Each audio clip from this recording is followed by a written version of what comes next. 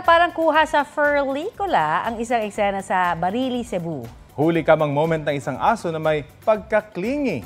Lights, camera, action! Teka, pumara ka naman. Isama nyo sa biyahe si Paak, ang aspin na ayaw magpaiwan. Hindi na kinaya ng stamina kaya ayun, #LeftBehind. Kwento ng uploader, alam niyang hindi siya kakagatin o atakin ng aso.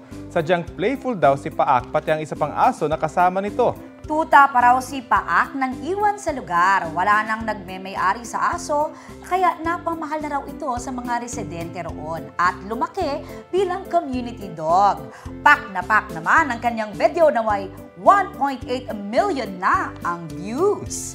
Trending! Cute naman ni Paak, ha?